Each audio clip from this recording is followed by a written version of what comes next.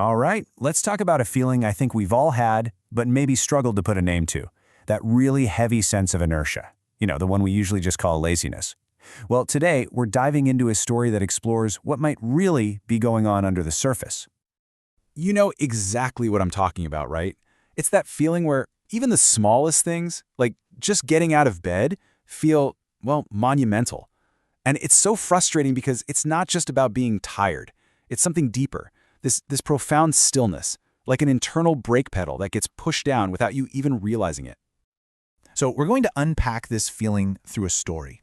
We'll follow a journey that looks at this inertia not as some kind of personal failure, but as a signal, almost like a quiet message from a deeper part of yourself that's trying to get your attention. So, our story starts where this feeling often hits hardest, the morning. For our character, Alex, the beginning of a new day feels like anything but a fresh start. And you can just feel it, can't you? The world outside is a perfect mirror for what's going on inside. Everything's just colorless, muted. The blankets are heavy, the air is thick, and every single movement feels like you're pushing against some invisible force. It's this deep, heavy stillness. And of course, that little voice of guilt is always there, right? The one that says, you're just being lazy. But if you listen closer, underneath all that, there's a much more honest question. It's not really about a lack of energy. It's about a lack of direction. A quiet voice asking, wait, what's the point of all this effort anyway? What am I even pushing toward? Okay, and this right here, this is the absolute heart of it all. We have to reframe the problem. It's all about shifting our perspective away from blaming ourselves and toward getting curious about ourselves.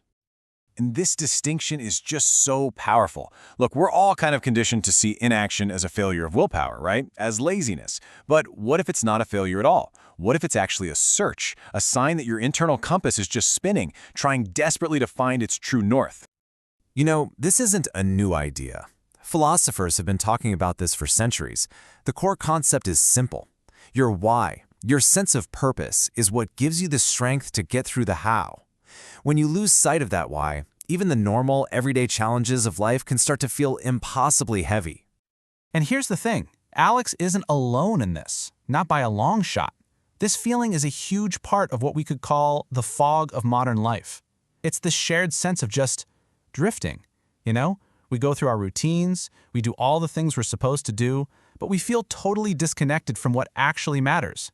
We're lost in all the noise of notifications and expectations. We're all just trying to find our way through that fog. But even in the thickest fog, a little spark of light can break through. And for Alex, just wandering the quiet city streets, something shifts. A really simple encounter starts to clear the air. Imagine it. In the middle of all this gray concrete, there's a sudden burst of color. An artist just quietly and deliberately painting something beautiful onto a wall. It's such a simple act, but it completely cuts through the monotony of the morning and it grabs Alex's attention. And you realize the artist isn't doing this for fame or anything like that. It's an offering, a small act of hope for anyone who happens to walk by. And that's when a simple truth hits home. Meaning isn't always some grand, huge achievement. So often, it's found in these small, intentional acts of creating something or connecting with something. So, inspired by this tiny moment, Alex's journey starts to turn inward. The focus isn't on waiting around for some big, life-changing answer anymore. Instead, it's about actively practicing purpose, but in really small, totally manageable ways. And this is so important. Rediscovery doesn't mean you have to overhaul your entire life. It starts with these gentle steps, like just opening an old notebook and remembering what you used to dream about, or sending one text to an old friend. Maybe just sketching something for fun with no pressure for it to be good, or even just pausing to really notice the sunlight on the floor. See, these aren't huge tasks. They're tiny acts of reconnecting with yourself.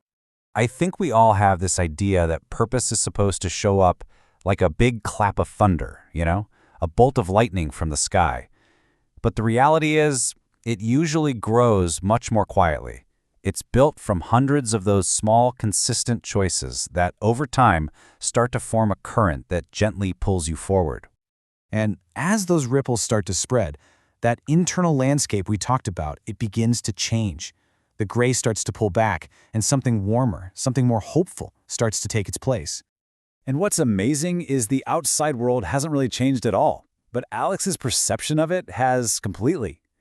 That same morning light that used to feel so bleak, now it has a sense of promise. The feeling isn't about being an observer looking in on life anymore. It's about being a participant, a part of it all again.